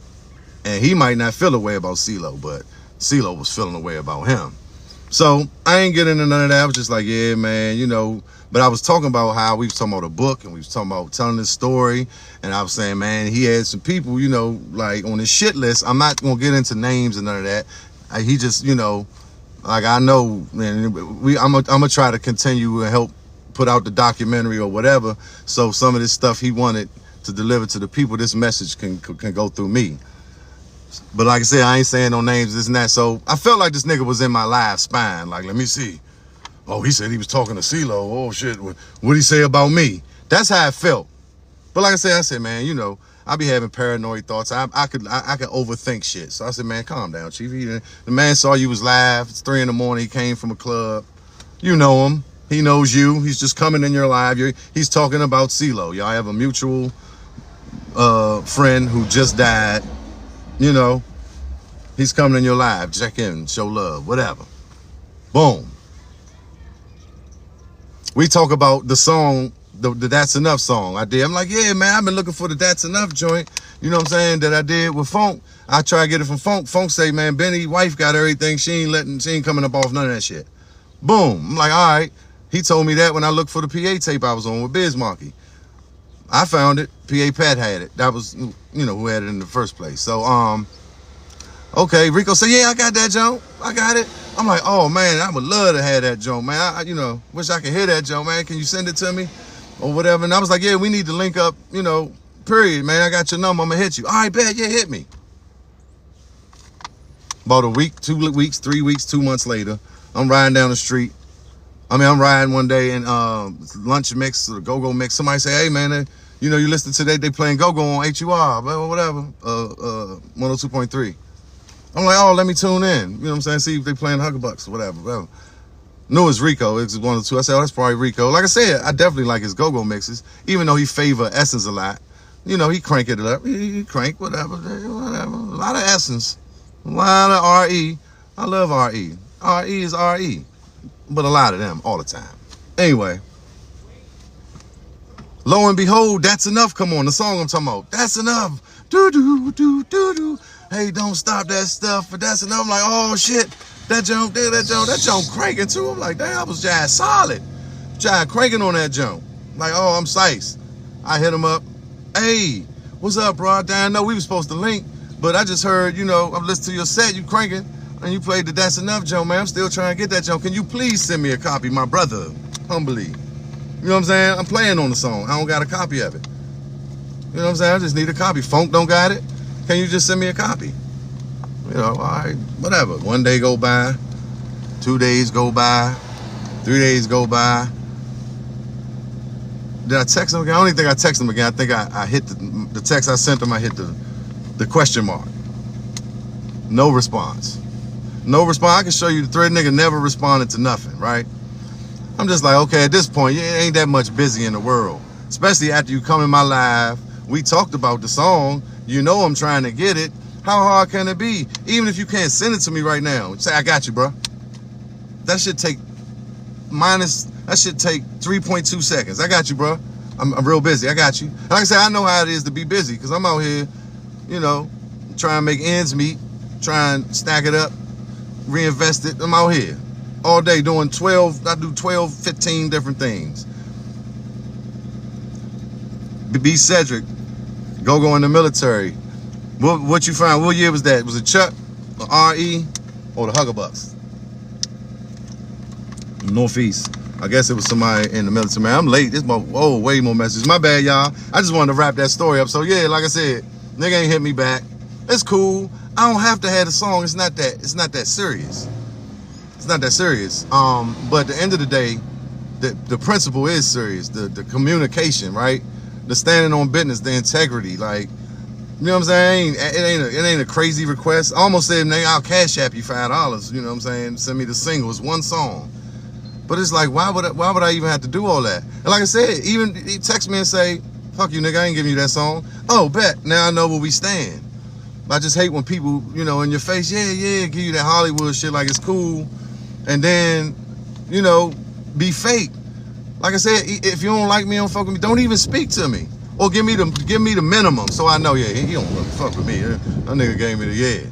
So going to this joint, I knew he was DJing, right? So this was premeditated. That's all. Rico there. I said, I can't wait to see that nigga. And wherever he speak, because, you know, not texting back is like not speaking. So I don't know if he was speaking that, but I just want to look at that nigga and not say nothing. Just like my text, just carry on. That was my plan when I seen him. And so I was in there a little early. I was talking to somebody. He walked by. He was like talking to some people too. I think he walked by, kind of walked close to me and the dude talking. I ain't pay that nigga no attention. I'm not even feed into that because I had you know, all type of other shit going on. I'm trying to, you know, play the drums and do my thing I ain't feeding into that. Like I said, I'm not a negative person, but I ain't perfect. But I ain't fake. You know what I'm saying? I ain't perfect, but I ain't fake. So I'm human. You know what I'm saying? You got that duality going on. You got the God and the devil, the red, the blue, the positive, the negative, like a car battery, the good and the evil. It take both to keep you going, right? Ego, you need ego. Because if you ain't had ego, you wouldn't give a shit. You wouldn't brush your teeth. You wouldn't do nothing. But just to have the ego in check, right? So I try to always do the self-check. Am I lunching? Am I being a Bama? Am I having too many expectations of this person? I know he busy, this and that. Am I prejudging? You know, am I not listening? But we don't judge, right? Am I doing too much? I try to always go through that checklist. And it was just like, yeah, maybe so, whatever. I ain't paying attention. Anyway, so after I was going live, I'm trying to show the people how vibe was louder than everybody. And so then I walk outside. Oh, who do I see putting this shit in the truck? I'm trying to do the rock jump. Hold up. I can't do it. That's a funny ass face. Anyway, I was trying to do the one eyebrow jump. I see this nigga putting his shit in the truck. Oh, buddy, I'm off Tito's. Me and Tito's is getting it in. Right? Me and Tito having a party. I was like, oh, look what we have here. Man, I put that nigga on blast. I was like, oh, Mr. Not calling nobody back and this and that. And they're like, yeah, talk a good game. And I don't even remember what I said. It's on my live. I got to look back at it. But a lot of times when I do them drunk lives, I look back at it, I'll be a little embarrassed. I ain't going to lie. So I'm going to try not to do the drunk rants. But some shit just be necessary. So I'm just like, yeah, you know what I'm saying? Damn, you can't text nobody back. You know, fancy seeing you here. And I got the camera on. I'm like, look, y'all. And it's dark, but it's like, look. Yeah, DJ Rico, huh? You know what I'm saying? That's enough. And I'm like, yeah, damn. It's like funny you don't hit a nigga back or nothing. I mean, I felt like, you know, we talked a couple times. I thought, you know, we was putting some effort into this relationship, whatever. You could not like me, all that's cool, but like, it'd be cool if you tell me. But I'm just like, yeah, damn. Back in the day, prop utensils. Hey, Felix, that's enough. When you jumped on stage and I was on the drums, right? You know what I'm saying? When I guess it was cool to, you know what I'm saying, to know who I am. I mean, I guess it's part of the song or whatever. It's nothing personal, but this is Felix, that's enough. Nigga, only Funk call me Felix, nigga. On the stage, you call me Chiefy. You have some goddamn respect. Chief Dizzle for Shizzle for Sheezy for motherfucking show. So yeah, I'm just kind of like I said, I just happened to run into him. Look at God. And I was like, but yeah, now I don't seem like I don't get no love. That's some chapstick right here. I'm like, yeah, this nigga can't even hit a nigga back I'm asking for a song I'm on. God damn, bro. You know what I'm saying? So this nigga says, you know, I'm like, damn, you know, like I'm starting to think you ain't the nigga you say. You know what I'm saying? Whatever, I'm going. I'm surprised he ain't swing or something. It was bad. And he was like, yeah, like get in line, nigga. Like nobody like me. I'm just like, wow, that's cool. You know what I'm saying? That's what you accept. He was like, so basically he's telling me like, yeah, I'm a piece of shit. Or, you know, I don't give a fuck if people like me. I get that, right? I don't walk around worrying about if people like me or not, but I still try to, like I said, treat others as I want to be treated, show love, spread love. I still try to be a positive energy and like inspiration. Like that's my big thing, inspiration. I'm the day of the instigator. It's a book of birthdays, right? My day is the day of the instigator. So like I said, I'm gonna instigate some good shit mostly, but some days I'm gonna instigate some bad shit, and that's just what it is. And that's what I'm starting to realize. It's like people say I'm too humble and this and that, and I'm too like, hey, I try to be the good guy all the time. And people who know me know firsthand that I am definitely not the good guy all the time. I can be a mother rucker. You hear me? Like my man Theodis Ely say. I can be a mother rucker. You hear me? But I try not to. I try to, because, you know, if I'm drunk or not, it ain't about being drunk. It ain't like liquid, what they call it, liquid balls. No, sometimes the truth come out because I'm passionate. And so when it come to music and doing the shit the right way and integrity and all that, yeah, I'm a stickler for it. I'm passionate about it. So when it comes to being real and not being fake, and standing on business, you know, integrity, like, yeah, principle, like real nigga shit, being the real one. Don't cost you nothing to be a real one, right? Let's keep it a buck. So yeah, I will, you know, I can be a mother rucker. So, you know, like I say, I probably said some whatever. Like I wasn't no disrespectful. You know, I'm laughing. We kind of laughing the whole time. But yeah, that Bama said, yeah, that, you know, like get in line with the other people who don't fuck with me. This and that. Just like I said, that's cool. But that's how you want. That's not legacy. That's how you want to be remembered. Like I said, Chuck Brown is Chuck Brown. His legacy is what it is because of the love he showed, because of the people he inspired, because his care about the people. He cared about the people. You know what I'm saying? This whole music, we all getting paid and you know, some people feeding their families and we getting our outlet and our therapy and, you know what I'm saying, through this music genre or art form that he was, you know, pretty much responsible for and pushed. He put his blood, sweat, and tears in it. You know what I'm saying? Max Kid, you know, Trouble Funk. We got other pieces of that puzzle. But he's known for it because of the love and the you know, what he put into it. You know what I'm saying? So that's why he gets that back. He gets that those accolades, that love, that praise. So I just think it's important to be real, man, and to show love. Like I said, it's people you don't like. It's gonna be situations and people you don't like for whatever reasons. But just to try to put your best foot forward and be positive and show love, of course, to the fans. But like in a situation where I'm just trying to get a song that I'm on, and you can't even hit back, it's crazy to me. You know what I'm saying? And whatever, fuck the song. It ain't that serious, but I'm just like the principle. Like, damn, just hit me back and tell me, you know, I got you in a minute. When as soon as I get some time, I just feel like the common courtesy, you know, for us both being in the business, in this industry, I feel like that wasn't there. And that's all it was. Like I said, no, I don't got no problem with him, no disrespect, I ain't no beef and none of that. But I just happened to run into him last night, and you know, I put that shit on blast, and like I just want to come do it in a sober way, so y'all don't think I'm just a drunk nigga that spew craziness and I'm hateful. So that's why I'm mad, son. But anyway, my folks here, I appreciate everybody for tuning in. I hope I made a little coin. I will be back soon. I'm about to be going live telling 700 stories. And but I'm about to hit the road, man. One love. Keep it cranking. Let's make Go great again. Tune in. Yeah, if you need the sound libraries, sample packs, you can get in, babe. So all that, you know what I'm talking about. GoLoops.net. You know what I'm saying? Go show some support. I got them on there for the low because it's all about the love. It's all about spreading the sound. You know, it's all about the swing. Let's keep it swinging. Let's keep swinging.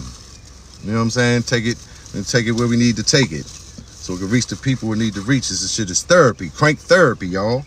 So let's keep it cranking, man. Let's keep it 100. Let's keep it a buck. It don't cost you nothing to be real. You heard? Holla. I'm gone now, for real, y'all. Signing off. Until the next one. Appreciate y'all. One love.